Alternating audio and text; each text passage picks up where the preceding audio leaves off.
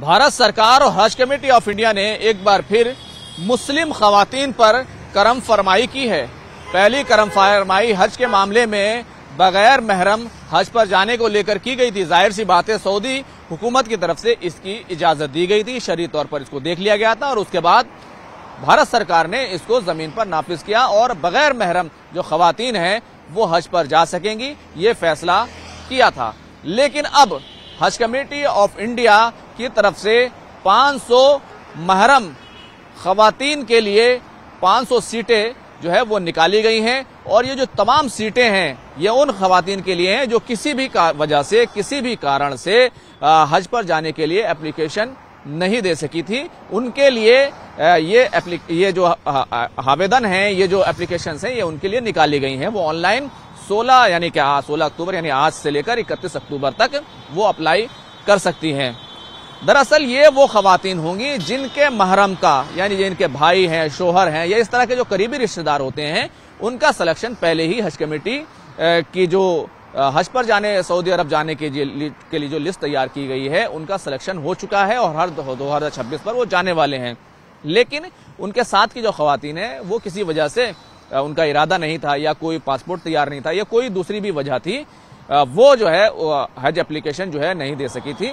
लेकिन अब उनके लिए स्पेशल कैटेगरी में ये 500 सीटें निकाली गई हैं। इन 500 सीटों पर वो ऑनलाइन अप्लाई कर सकती हैं, इसमें ऑफलाइन अप्लाई नहीं किया जा सकता। इसी तरीके से इन खवातीन के लिए जरूरी है, जो तमाम जो है हाजियों के लिए जरूरी है कि 31 दिसंबर 2026 तक उनका वैलिड पासपोर्ट होना चाहिए, यानी कि एक ऐसा पासपोर्ट होना चाहिए जिस पर उन्हें जाने की इजाजत मिल सके। वो तमाम जो शराइत हैं, यानी कि रीडेबल होना चाहिए और बहुत साफ सुथरा जो है पासपोर्ट जो है वो होना चाहिए।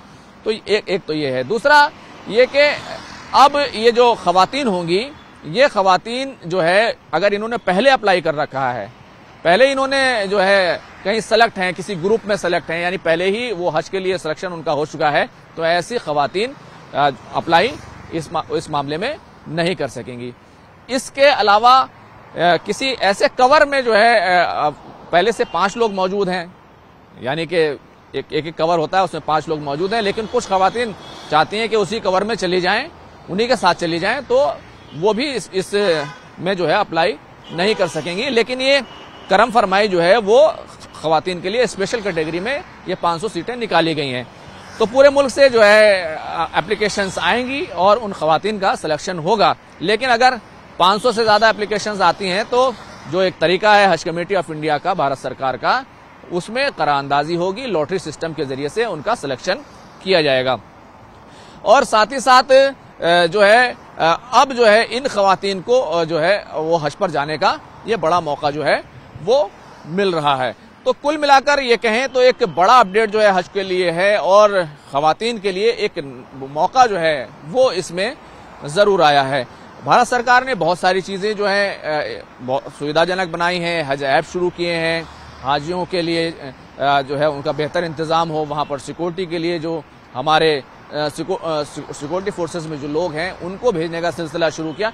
तो बहुत सारी चीजें की हैं। अभी भी जो है ये खवातीन जो है ये जा सकेंगी। इसके अलावा आपको मालूम है कि बगैर महरम जो खवातीन हैं वो 4-4 के ग्रुप में जाती हैं और उसके लिए कोई मतलब तादाद मुकर्रर नहीं है। जितनी भी खवातीन जाना चाहेंगी 4-4 के ग्रुप में, जिनकी उम्र 45 साल से ज्यादा हो, जो बगैर महरम के जाना चाहती हैं, उनके लिए भारत सरकार ने एक रास्ता खोला था। अब ये पूरे मुल्क के लिए रास्ता है, खासतौर से उन खवातीन के लिए, खासतौर से जम्मू कश्मीर है या फिर उत्तर प्रदेश है या फिर आसाम और बंगाल है, बिहार है, जहां जो मुस्लिम पॉपुलेशन वाले इलाके हैं, उनके लिए जो है उन खवातीन के लिए बड़ी खबर है कि भारत सरकार ने उनके लिए एक नया कदम उठाया है और इस तरह का जो है सिलेक्शन जो है वो किया है। बाकी तमाम चीजें जो है प्रोसेस है उनको आसानी से वो करना होगा। जो तमाम हज पर जाने के जो किस्तें हैं, मेडिकल है, वो तमाम चीजें उनको करनी होगी।